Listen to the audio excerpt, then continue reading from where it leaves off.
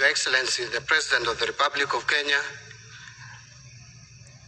Dr. William Samoei Ruto, Your Excellency, the First Lady, Mama Rachel Ruto, Principal Secretary is present here this evening, Kenya Revenue Authority, Board of Directors led by the Chairman, and of course the Commissioner General of KRA, other Chief Executive Officers, taxpayers, ladies and gentlemen, good evening. Let me begin, Your Excellency, by expressing my sincere gratitude to you for finding time to preside over this year's Taxpayers' Day. This occasion provides us with an important opportunity to celebrate and honor the commitment, resilience, and patriotism of our taxpayers. At the heart of taxation lies a fundamental objective, which is to secure the sustainability of our nation's economic progress. Kenya's growth depends on the effective mobilization and responsible management of our resources. It is for this reason that we deeply appreciate our taxpayers for their invaluable contribution towards sustaining our development agenda and safeguarding the sovereignty of our nation. Your Excellency, taxation is the foundation upon which every prosperous nation is built. It enables the government to provide essential public goods such as healthcare, education, infrastructure, security, and social protection. The partnership between the government and taxpayers is therefore central to achieving inclusive economic growth and strengthening the resilience of our economy.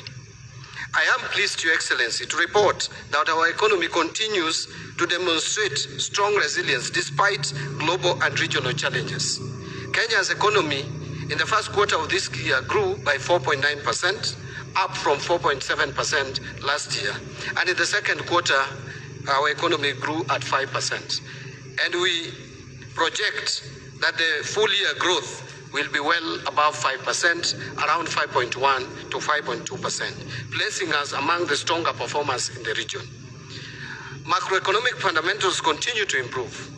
Inflation has remained well within the target range, holding steady at 4.6% at the end of October 2025, which was supported by a carefully calibrated monetary policy stance. Interest rates have eased, with treasury bill rates declining significantly and lowering the government's domestic debt servicing costs.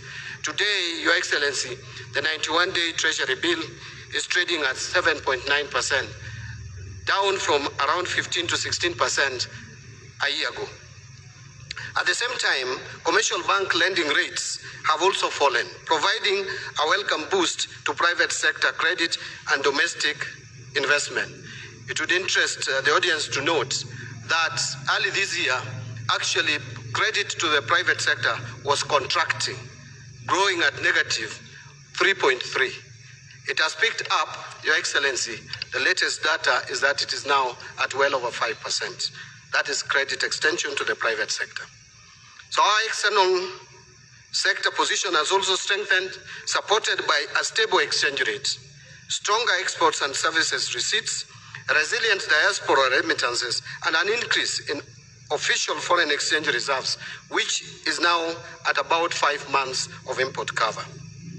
Investor confidence has also improved as well, reflecting in the strong performance of the Nairobi Securities Exchange, where both NSE 20 share index and market capitalization have registered notable growth.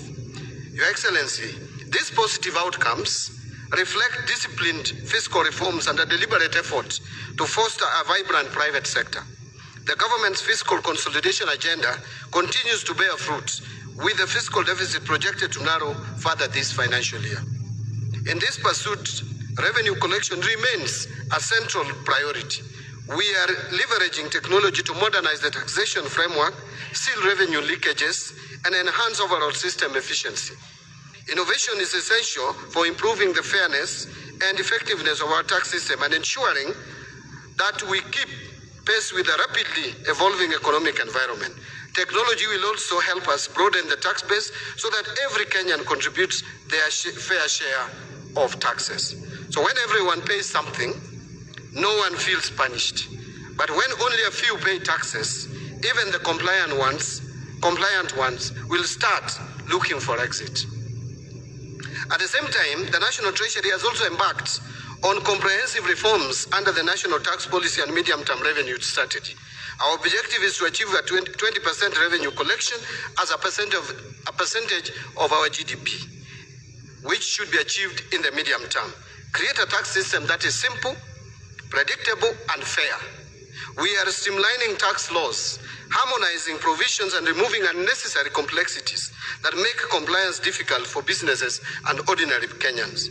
A simpler tax system enhances compliance, reduces disputes, and supports investment. We are also rationalizing tax expenditure to ensure that they deliver tangible value to the economy. Untargeted and unproductive incentives deny the country much needed revenue while offering limited economic benefits. Our reforms therefore focus on transparency, targeting, and alignment with national development priorities to safeguard the tax base. Your Excellency, we recognize that taxpayers are partners in national development. The government therefore remains committed to ensuring that taxation is fair, predictable, and transparent. We will continue supporting reforms that improve the ease of doing businesses, simplify tax processes, resolve disputes efficiently, and provide clarity in the tax regime. A thriving private sector is central to job creation, economic transformation, and sustainable revenue growth. As a country, we are fortunate to have a constitutional framework that protects accountability, transparency, and responsive use of public resources. Our institutions have continued to strengthen the discipline of public finance, ensuring that government remains answerable to the people. Kenyans have consistently demonstrated resilience, honesty, and civic responsibility, and for this, we remain deeply grateful. And in the true spirit of Kenyan humor, we often say that in this country, politics may divide opinions, but good development unites all of us. When a new road is built or constructed, or a hospital is upgraded, nobody asks which side delivered it. We simply say, hii sasa ni maendeleo, yote ni yetu. That unity is exactly what tax compliance makes possible. Allow me once again to sincerely appreciate all compliant taxpayers for your consistency, dedication, and patriotism. Your commitment to meeting your tax obligations, even in challenging times, is what keeps our nation moving forward. You are the silent architects of our roads, our schools, our hostels, and our social programs.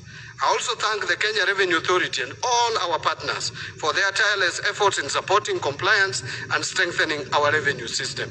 Through shared responsibility, innovation, and integrity, we can continue to broaden our tax base, lighten the burden on every Kenyan, grow our economy, and secure a prosperous future for all Kenyans. Your Excellency, in conclusion, I want to just report that as you guided, I signed off an extra budget to the Kenya Revenue Authority of 19.7 billion shillings so that Kenya Revenue Authority could have the capacity and to make it more efficient to collect revenue. Therefore, Your Excellency, I think now Kenya Revenue Authority will not have any excuse for not meeting its targets. As we speak, Your Excellency, still, I am a bit worried that we haven't been able to meet our targets. And I know we are still reconciling the data, but it is hovering in the region of a deficit of 57 billion in 4 months. That is not so good. We expect Kenya Revenue Authority with this enhanced budget now to do much more. And of course, Commissioner General, Chairman, I have a date with you next week.